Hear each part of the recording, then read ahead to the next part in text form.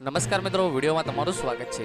તો મિત્રો, અત્યારે રાજકોટમાંથી સૌથી મોટા સમાચાર સામે આવી રહ્યા છે, જ્યાં રાજકોટ શહેરના કલાવડ રોડ પર મોટી આગ લાગી છે। આગને પગલે દૂર દૂર સુધી ધુમાડાના ગોટે ગોટા દેખાઈ રહ્યા છે। ટીઆરપી ગેમ ઝોનમાં આગ લાગી છે। ગેમ ઝોનમાં અનેક લોકો ફસાયા હોવાની શંકા વ્યક્ત કરવામાં આવી છે। એટલું જ નહીં, આ ઘટનામાં 8 મૃતદેહો મળી આવ્યા છે, જ્યારે બાળકો સહિત 70થી વધુ લોકો ફસાયા હોવાની આશંકા સેવાઈ રહી છે। આગ લાગતા ફાયર બ્રિગેડની 8 ટીમો ઘટના સ્થળ પર પહોંચી છે। હાલ આગ પર કાબુ મેળવી લેવામાં આવ્યો છે। ઘટનાની ગંભીરતાને જોઈને પોલીસ કમિશનર અને કલેક્ટર પણ ઘટના સ્થળે હાજર છે। ગેમ ઝોનનો મોટા ભાગનો ભાગ બળીને ખાક થઈ ગયો છે। રાજકોટ ગેમ ઝોનમાં સર્જાયેલી આગની દુર્ઘટના અત્યંત દુઃખદ છે। તંત્ર દ્વારા રાહત કામગીરી પૂરજોશમાં ચાલી રહી છે। ઇજાગ્રસ્તોને ખૂબ ઝડપથી સાજા થાય તે માટે ઈશ્વરને પ્રાર્થના કરું છું। મહત્વનું છે કે આગની ઘટનામાં આખું ગેમ ઝોન આગમાં બળીને ખાક થઈ ગયું છે।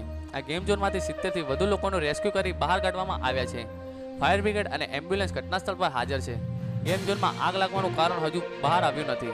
તો મિત્રો, તમારે આ વિડીયો માટે શું કહેવું છે તે નીચે કમેન્ટ બોક્સમાં જણાવી શકો છો। તો બસ મિત્રો, અમારા વિડીયો માટે બસ આટલું જ।